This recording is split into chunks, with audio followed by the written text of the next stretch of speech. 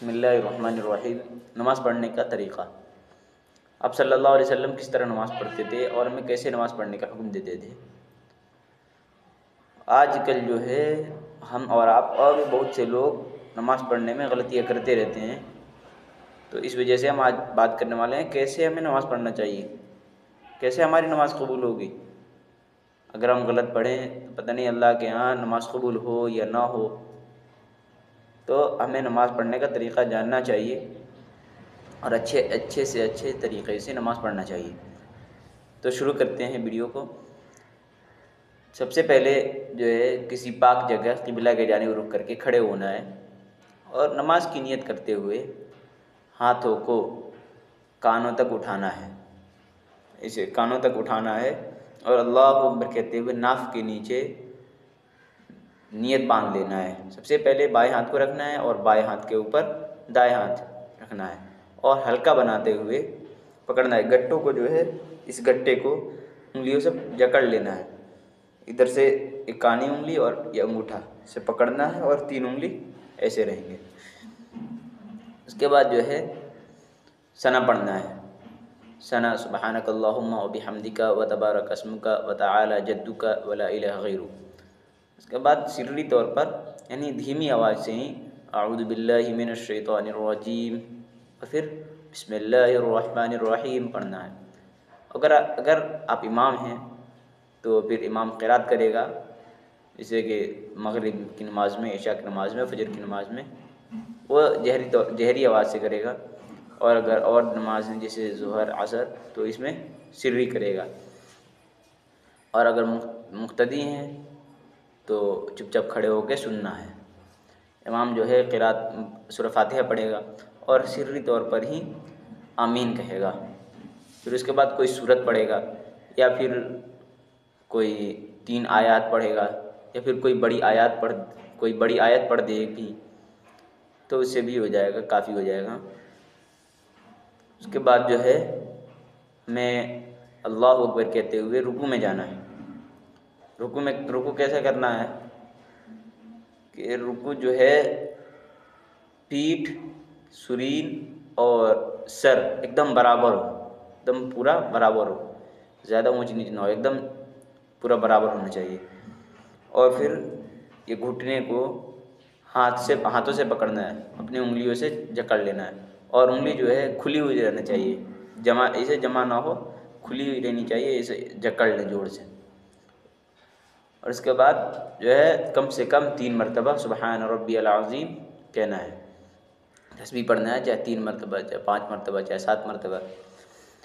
اس کے بعد امام ہے تو سمع اللہ لمن حمدہ کہتے ہوئے کھڑے ہو جائے گا، اور اگر مقتدی ہے تو پھر ربنا ولک الحمد کہے گا اور اسی پر اکتفا کرے گا، اور اگر منفرد ہے تو پھر وہ دونوں پڑھے گا، سمع اللہ لمن حمدہ بھی کہے گا اور ربنا ولک الحمد بھی کہے گا۔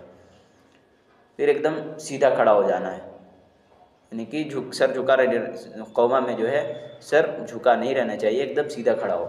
پھر اس کے بعد اللہ اکبر کہتے ہوئے سجدے میں جانا ہے، اور تمام جو ہے تمام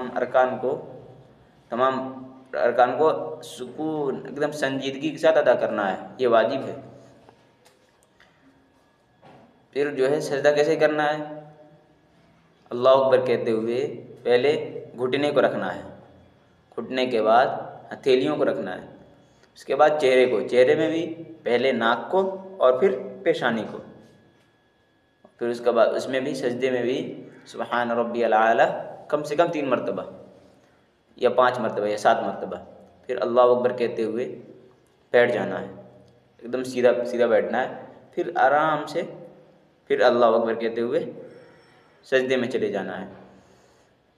اس میں بھی اسی طرح جیسے پہلے سجدے میں کیے ویسے دوسرے سجدے میں بھی کرنا ہے، سبحان ربی الاعلی سبحان ربی الاعلی سبحان ربی الاعلی 3 مرتبہ پڑھنا ہے، یا 5 مرتبہ یا 7 مرتبہ، پھر اللہ اکبر کہتے ہوئے کھڑے ہو جانا ہے۔ اور جب یہ تو آپ کی ایک رکعت مکمل ہو گئی، اور پھر جب دوسری رکعت کے لیے کھڑے ہوں گے تو اس میں جو ہے پھر ہاتھ کو جو ہے کانوں تک اٹھانے کی ضرورت نہیں ہے، یا پھر ثنا پڑھنے کی ضرورت نہیں ہے، اعوذ باللہ پڑھنے کی ضرورت نہیں ہے، پھر بس جو ہے بسم اللہ پڑھ لینا ہے، اس کے بعد پھر سورہ فاتحہ سورہ فاتحہ پڑھے، پھر کوئی سورہ پڑھے، پھر جو ہے رکوع کرنا ہے، اسی طرح کرنا ہے جیسا کہ پہلی رکعت میں کیے، رکوع اور سجود کو اسی طرح کرنا ہے۔ اب جو ہے دوسرے سجدے کے بعد، یعنی دوسری رکعت میں آ گیا اب تو دوسرے سجدے کے بعد جو ہے کھڑے ہونے کے بجائے بیٹھ جانا ہے، بیٹھنے کے بعد جو ہے تشہد پڑھنا ہے۔ تشہد میں جو ہے جب کہیں اشہد ان لا الہ الا اللہ، اس میں جو ہے شہادت کی انگلی کون ہے؟ شہادت کی انگلی ہے، تو اس کو جو ہے اٹھانا ہے۔ کب اٹھانا ہے؟ جب اللہ کہے، اللہ الہ کہے، اللہ الہ لا الہ کہے تو انگلی کو اٹھانا ہے، اور الا اللہ کہتے ہوئے الا اللہ کہہ کے گرا دینا ہے۔ اور پھر اگر 2 رکعت والی نماز ہو تو پھر آگے بڑھے، درود شریف پڑھے یا اور دعائے معصورہ پڑھے، یا پھر اور بھی جو دعائے معصورہ کے علاوہ جو حدیث میں وارد ہے وہ بھی پڑھ سکتے ہیں۔